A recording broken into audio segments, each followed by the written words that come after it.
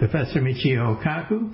On Science Fantastic, we profile the amazing, jaw-dropping scientific discoveries which are revolutionizing our world and touching our lives. And today, once again, we're going to talk about the coronavirus, but from a different point of view. We're going to be talking to a naturalist who actually predicted the current pandemic which is gripping the entire planet. We have with us Dr. David Quammen, author of a book with an astonishing title, Spillover, Animal Infections and the Next Human Pandemic.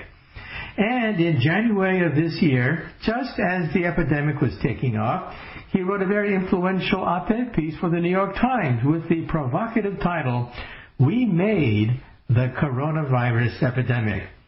It may have started with a bat in a cave, but human activity set it loose. Our special guest today is David Quammen, author of a number of great books, including Song of the Dodo, including his latest book, The Tangled Tree, A Radical New History of Life, also The Reluctant Mr. Darwin, and his latest book with the provocative title, Spillover, Animal Infections and the Next Human Pandemic.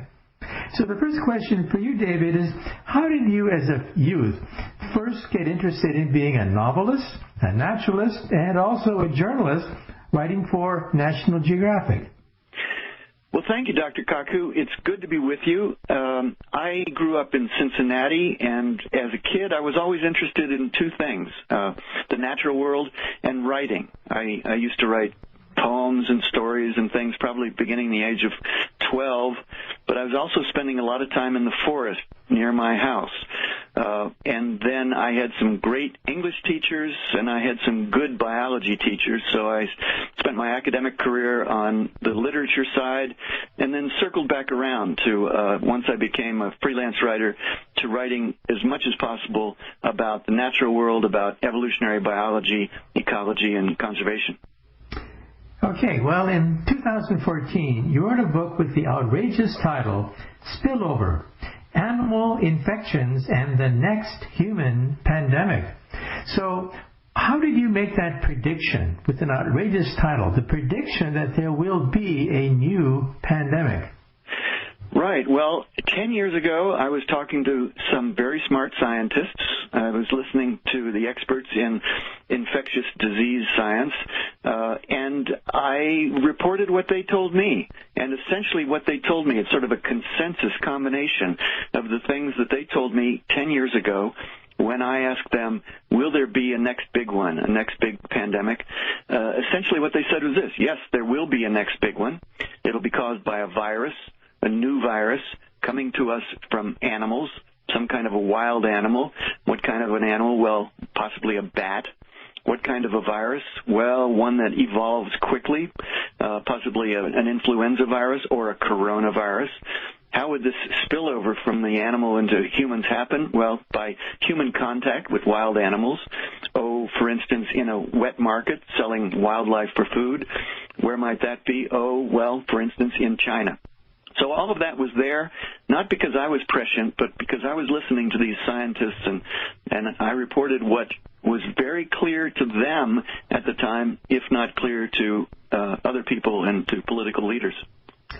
Now, in China, there's something called polyfarming, which is also found throughout Asia, where farmers live in very close proximity to birds and pigs.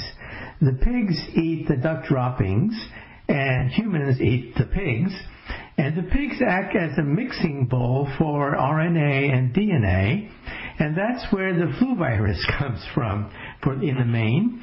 That's why we have the Asian flu, the Hong Kong flu, the Shanghai flu. And so in some sense, isn't that the price that we humans pay for our interaction and even trespassing on the ancient territorial grounds of animals? What are your thoughts? You're absolutely right. That is where the influenza viruses generally come. Influenza viruses have their natural host reservoirs in wild aquatic birds, and that's the step that you didn't mention, but it's part of that whole sequence. Wild aquatic birds fly in. They leave their feces in the same rice paddies or ponds where domestic poultry are dabbling, ducks and chickens. Ducks and chickens come back to the village house at the end of a day, and they may be housed underneath the house or in a pen near pigs, and the pigs are an opportunity for one form of influenza virus to reassort with the genome of another form and come out as a new form of influenza that may be highly infectious in humans. So it is our interactions with the natural world, both destroying extremely diverse wild habitats, coming in contact with wild animals like bats and like pangolins and monkeys and rodents, creatures that carry their own viruses, and as we engage in animal husbandry, both on factory farms where there are huge aggregations of pigs, for instance, being raised, or in these smaller operations, as you described, family husbandry that involves poultry and pigs and the chance of picking up infections from them. It's our interactions with the natural world and the disruptive scale of our interactions increasingly, now that there are 7.7 billion of us, that give these new viruses the opportunity to become human viruses. And you also quote in your influential article in the New York Times, quote, "We made the coronavirus epidemic." You quote from the work of a Chinese scientist, Dr. Zhenli Shi, who actually spends time in the caves of Yunnan collecting bat feces. So could you explain to us the link between Yunnan caves, bat feces, and the coronavirus pandemic? Yes, Dr. Zhenli Shi, as you said, she is at the Wuhan Institute of Virology, and she studies viruses and their natural reservoirs, bats and other creatures. And she and her colleagues in 2015 were sampling bats, not just collecting feces, but also taking blood samples from bats, particularly horseshoe bats, in caves in Yunnan province, 1,000 miles from Wuhan, and they found a great diversity of coronaviruses living in bats, and they warned about it in papers published, including one in 2017. And in that paper, they said, well, we found a great diversity of coronaviruses. This should be a concern, and particularly so because some of these coronaviruses have the capacity to become human viruses.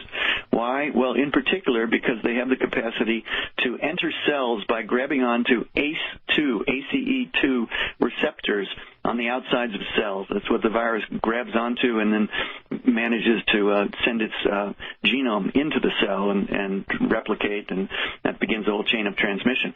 But Dr. Shi's group were saying, look, there's a particular coronavirus that has this capacity, and they sequenced the genome, and 3 years later, 3 years after that 2017 paper where they published this genome, that very virus is the one that we now know as the causal agent of COVID-19. So they warned 3 years ago, here is a virus in bats, could be dangerous in humans, and now it's with us. Okay, well, the original story coming from China was that perhaps it was the wet market which sells exotic... Whoops. Let's take a short commercial break and let's get right back to the coronavirus epidemic with David Quammen.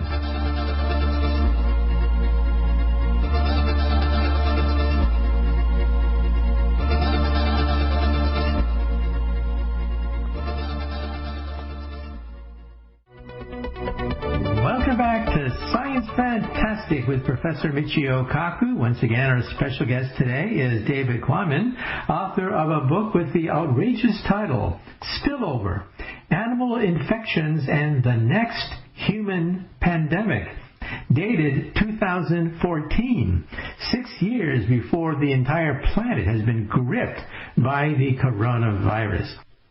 are we, in some sense, responsible for releasing some of these ancient viruses that hop over from animals to humans? Well, when we last left off, we were talking about Yunnan, the fact that Dr. Zhenli Shi, the Hunan Institute of Virology, they were actually in some sense sounding the alarm years ago that there was a potential hotspot there, right? That's correct, yes.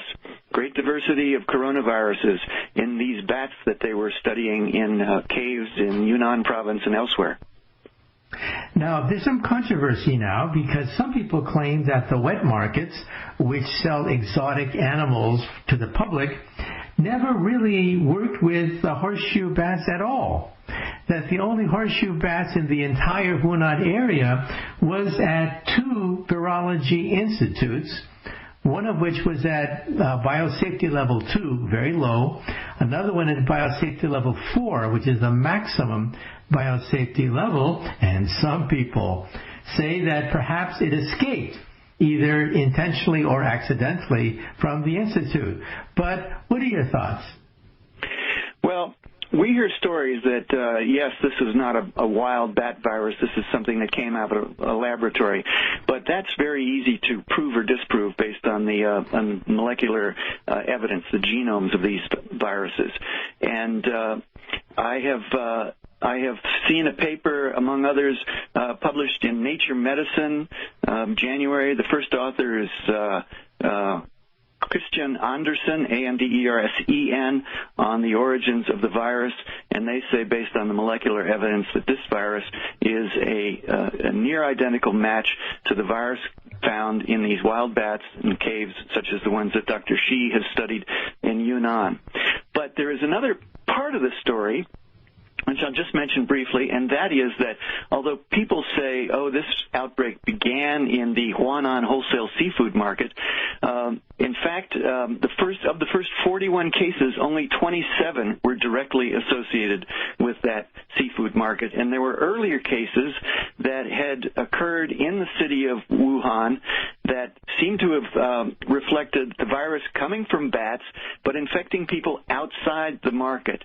In other words, it's possible that a person had captured bats and was bringing them either to that market or to another market, became infected, and that the virus was circulating in the city of Wuhan, naturally derived, but circulating quietly earlier than we thought, as early as November of last year. Uh-huh. Now, also, your book is quite prophetic in the sense that you talk not just about the coronavirus, but you talk about diseases in general. Some people say that up to 60% of diseases originate from the animal kingdom, and as we encroach and trespass on the ancient grounds of these viruses and bacteria, some of them jump out. Let's talk about, for example, HIV. We were shocked when the HIV virus jumped out of nowhere, but some people say that it actually comes from the animal kingdom, from SIV. Could you elaborate? Yes, and I have a long chapter devoted to the ecological origins of the AIDS pandemic in the book. But very briefly, what we know now from good molecular evidence, work done by a group led by Beatrice Hahn, another group led by Michael Warby at the University of Arizona, we know that although we started hearing about this strange disease in 1980, 1981, it was in humans longer than that. And in fact, it is the human spillover of a chimpanzee disease, a chimpanzee virus, SIV chimp, that spilled over from a single chimpanzee into a single human in the southeastern corner of Cameroon in Central Africa back around 1908, give or take a margin of error. Again, this is all from very solid molecular evidence. And then the virus seems to have transmitted slowly at first among individuals and worked its way in people down the rivers systems from southeastern Cameroon to the big Congo River and then to the cities of what was then Leopoldville, capital of the Belgian Congo, and Brazzaville, capital of French Congo. And in those cities, it replicated more and more efficiently over time, and infecting more and more people, and eventually jumped from those cities to the rest of the world. A complicated story, but very counterintuitive, very different from what most people think they know about the origins of the AIDS pandemic. So some people are saying that some of these diseases are actually quite ancient, older than humanity, in fact, and they've been infecting animals for millions of years, and one day they mutate as humans trespass on their home territory, and the mutant version then jumps to humans and creates these horrible, horrible pandemics. So in some sense, we are, quote, responsible in some sense for some of these epidemics, right? Well, we are, yes. And as you say, roughly 60% of human infectious diseases have animal origins in an immediate historical sense, and that includes things like bubonic plague, which is caused by a bacterium, and all these viral diseases, Ebola, HIV, the influenzas, some other lesser known that I talk about in my book, the coronaviruses, including SARS in 2003, coming from animals. Humans have always interacted with animals. We've always been taking animals for food, but never on the scale that we're doing it now. Never before, with 7.7 billion humans making demands on the natural world, not just in terms of wildlife to eat, but timber and minerals, mining, energy. All of the choices that we make about what we consume, how many children we have, how much we travel, these put pressure on the natural world and bring the viruses that live in all wild animals and have lived in some of them for millions of years, bringing those viruses closer to us, giving them the opportunity to jump across and then spread throughout humanity. And also the SARS epidemic, which was eventually contained, fortunately. Some people compare the coronavirus to the SARS epidemic and say that, well, the SARS epidemic was also started by a bat, another crossover from the animal kingdom, right? That's right, yes. The SARS virus, the original SARS virus, what we now call SARS-1, this being SARS-2, was traced also to a bat in southern China. It had spilled over from a bat, got into people, and then spread from Hong Kong around the world. But we stopped it, as you said. We were lucky. We stopped it with only 8,000 cases and 774 deaths. It was a different kind of virus, not as transmissible as this one, although quite lethal. And by the way, some people think that maybe we underestimated the ferocity of the coronavirus because we thought it was like SARS, but it's actually, the coronavirus is much more infectious and much more lethal than SARS, right? Well, SARS had a case fatality rate of about 10%. We're seeing high case fatality rates now in Italy, in Spain, in the Netherlands, up around 13%, which is devastating. In the rest of the world, it is so far lower than that. I think in the U.S. now it's running at about 5%, which is still half as lethal as SARS. But what makes this virus really dangerous is this aspect of silent transmission, cryptic transmission. People who don't feel symptoms walking around, interacting with other people, and yet shedding virus.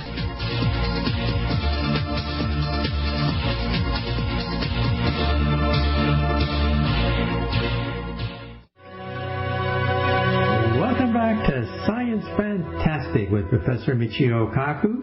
Once again, we have with us on the line is David Quammen, author of the book Spillover, Animal Infections and the Next Human Pandemic, a book which actually predicted the current pandemic gripping the entire planet Earth.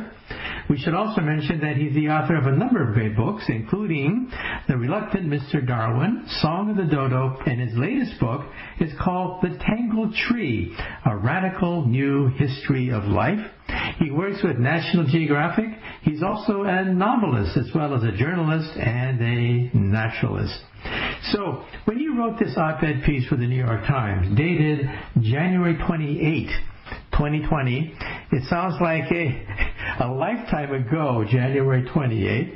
But at that point, things were just taking off. When you wrote that op-ed article in the New York Times with the title, We Made the Coronavirus, did you have any inkling that it would then spread throughout the entire planet, affecting millions of people?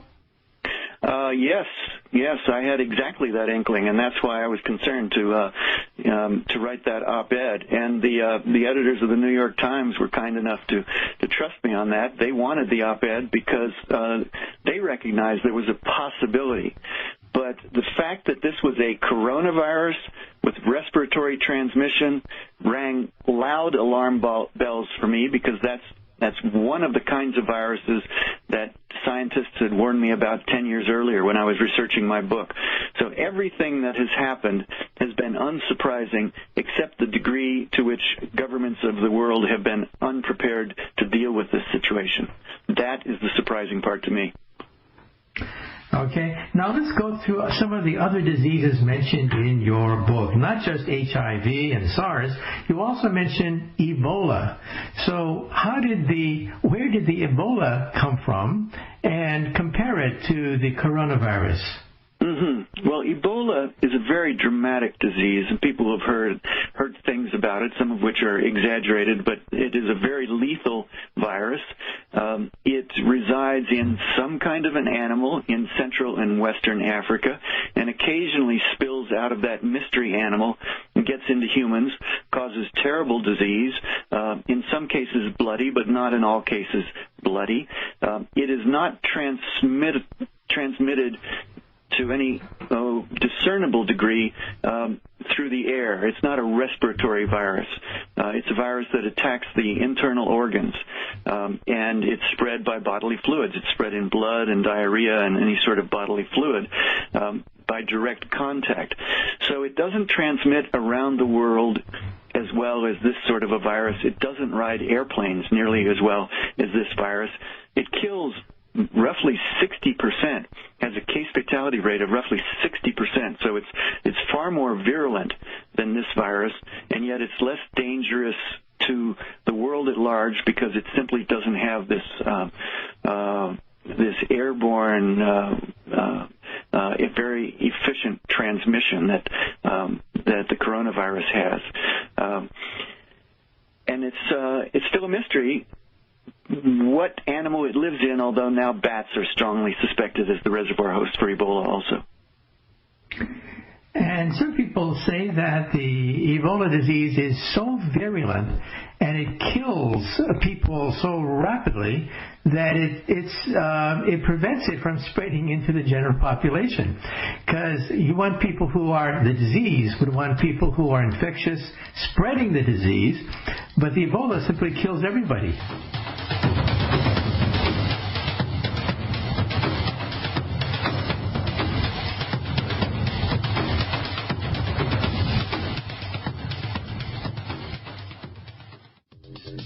Welcome back to Science Fantastic with Professor Michio Kaku. With us today is David Quammen.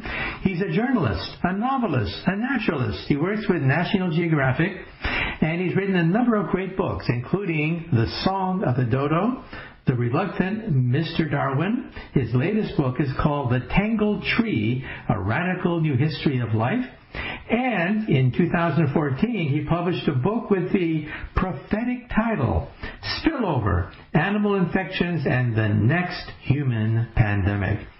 Now, if you were to compare the flu virus to the coronavirus, there have been so many people making comparisons. A lot of the comparisons are misleading. But how would you stack it up? Because the flu virus is also quite dangerous. It kills thousands of people. How would you compare the coronavirus with the standard flu virus? Well, in terms of the case fatality rate, in terms of the lethality, the average seasonal flu kills, I think, about 0.1% of the confirmed cases. 0.1%. This disease now is running at least 10 times, and in some cases 100 times that level of lethality, depending on what country you're looking at. As I said, Italy now is suffering at about 13% case fatality rate, as opposed to 0.1%. So this virus is much, much more lethal than a flu virus. Flu does kill thousands of people, tens of thousands of people in an average year. That's true. It infects huge numbers, spreads across the planet. But this virus seems to have transmissibility, infectiousness equivalent to an influenza, and yet a much, much higher case fatality rate. So we're just getting started with this, unfortunately, and we already have, I think, more than 40,000 fatalities in the U.S. Is that right? I think so. And so that's already worse than a bad influenza year for the U.S., and, of course, it's only the middle of April. And also back in 1918, 100 years ago, we had the Spanish flu virus that killed more people than World War I. In fact, people think it actually affected the destiny of World War I. It actually infected President Woodrow Wilson. But then what happened? It disappeared. So the question is, why do these viruses eventually disappear? I mean, what happens without a vaccine? Well, one of the things that happens is we've heard famously about herd immunity. And what we mean by herd immunity is that a virus moves through a population and it kills those people who are most susceptible. It infects many other people, but not everybody. And those who survive then have a resistance to it.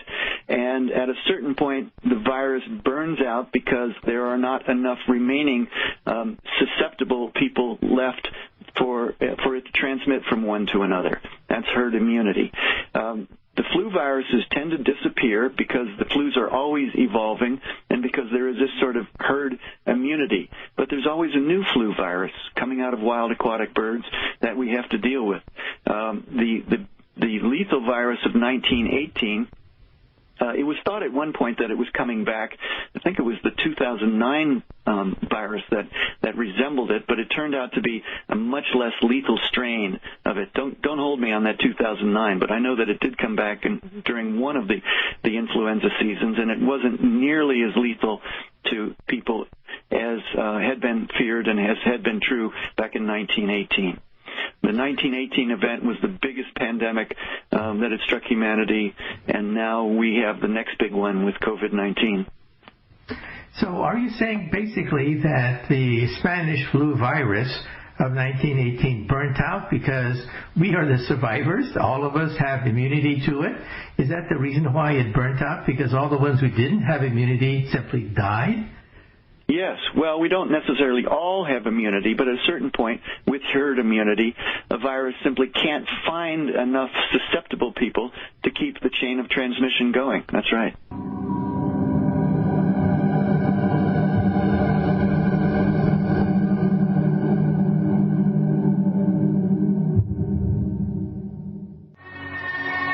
Welcome back to Science Fantastic with Professor Michio Kaku. With us today is naturalist David Quammen, author of the book Spillover, Animal Infections and the Next Human Pandemic, which actually predicted the current pandemic.